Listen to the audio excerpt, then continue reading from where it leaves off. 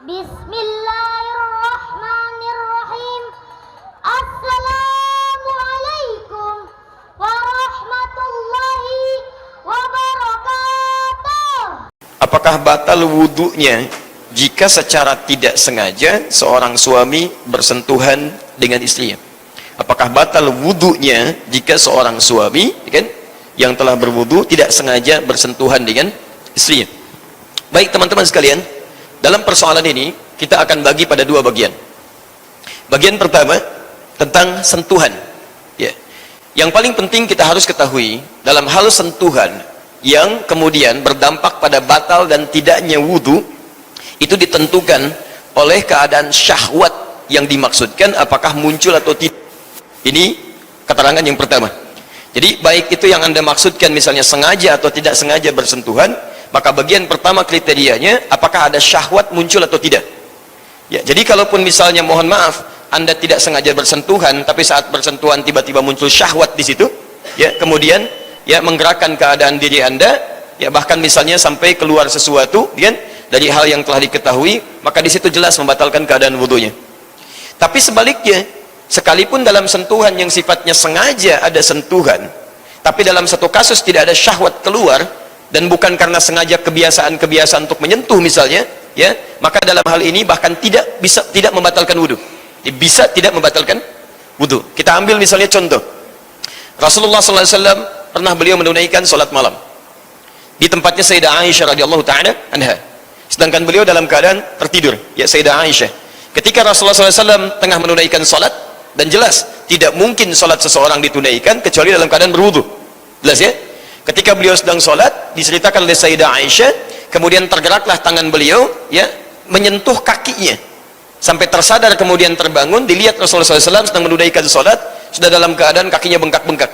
Hadisnya sangat populer, Anda bisa temukan di Al-Bukhari dengan turunan hadisnya dari nomor hadis 2008 sampai dengan 2012. Sampai di situ kemudian beliau mengisahkan tentang keadaan sifat sholat Nabi kepada beberapa sahabat yang bertanya, di antaranya Al-Mughirah bin Syu'bah, Hudzaifah Al-Yamani, kemudian ada sahabat Abdullah bin Mas'ud radhiyallahu ta'ala anhum jami'an. Mereka bertanya, kaifa kanat salatu Rasulillah sallallahu alaihi wasallam? Bagaimana sifat salatnya Rasulullah sallallahu alaihi wasallam? Kata Sayyidah Aisyah, la tas'al an husnihinna wa tulihinna. Jangan ditanyakan bagaimana panjang dan bagusnya salat beliau. Shalli arba'an, thumma yusalli arba'an, thumma yusalli thalathan. Kalau beliau salat di rumah saya, salatnya 4 rakaat, 3 rakaat. Tapi jangan ditanya bagaimana panjang dan bagaimana bagusnya bacaannya, karena sulit untuk diikuti. Bagaimana bisa tahu keadaan ini? Karena pernah tadi beliau terbangun, tangannya menyentuh kaki Nabi yang tengah menunaikan salat. Dilihat kakinya sudah bengkak. Sampai di akhir bertanya, ya Rasulullah, kenapa harus sampai seperti ini? Alam takun ma'suman, bukankah engkau seorang dijaga dari salah? Alam takun madmunan, bukankah engkau dijamin masuk surga? Jadi Masya Allah, kata Sayyidah Aisyah, kalau dalam bahasa kita lebih luasnya, Anda ini kan Rasul, Nabi, dijaga dari kesalahan, dijamin masuk surga, masih mau tahajud sampai bengkak-bengkak berdiri lama begini. Masya Allah. Kalau kalimat ini dibalikan kepada kita, Anda Nabi bukan, Rasul bukan, surga belum jelas, tidak maksum juga, gitu kan? Masa nggak mau bangun tahajud walaupun tidak harus bengkak seperti Nabi, gitu kan? Kalau dalam kalimat bebasnya. Baik, apa jawab Nabi? Afala akunu 'abdan syakura? Apa nggak boleh aku menjadi hamba yang bersyukur kepada Allah Subhanahu wa taala? Apa syahidnya kaitan dengan pembahasan kita? Kaitannya adalah ketika Sayyidah Aisyah tangannya terkena kaki Nabi, ternyata Rasulullah SAW tidak membatalkan sholatnya, tapi diteruskan oleh beliau. Teruskan sampai dengan selesainya, sampai dengan tuntasnya. Baik, maka para ulama hadis di sini memberikan pandangan, termasuk ulama fiqih, dalam keadaan-keadaan tertentu, sentuhan bahkan yang terjadi, sentuhan bahkan yang terjadi, dan nanti akan Anda lihat juga, Nabi dalam keadaan puasa Ramadan pernah mencium istrinya. Dalam kebiasaan rutin beliau ketika akan berangkat beraktivitas, apakah membatalkan puasa? Tidak. Karena itu kegiatan-kegiatan rutin harian yang sudah biasa dilakukan, yang tidak menghadirkan syahwat. Jelas sampai sini?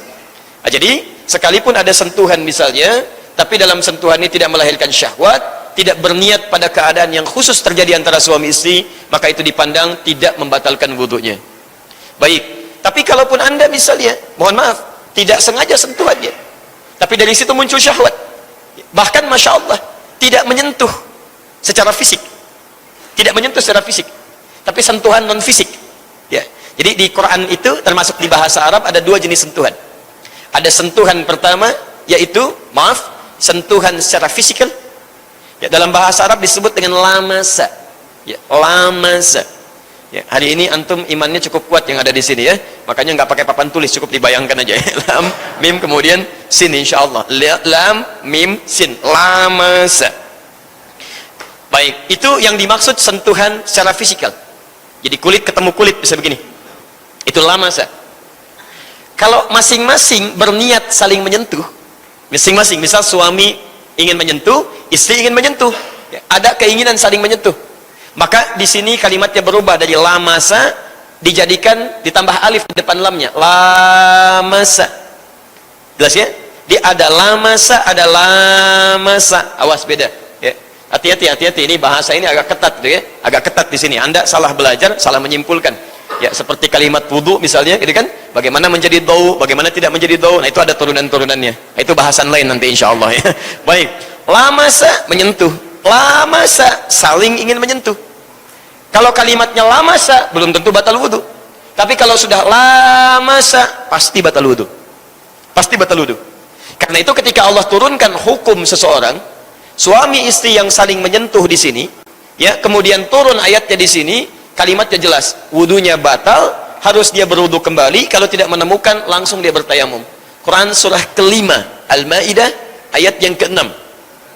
Posisi, boleh pakai posisi? Masih boleh ya.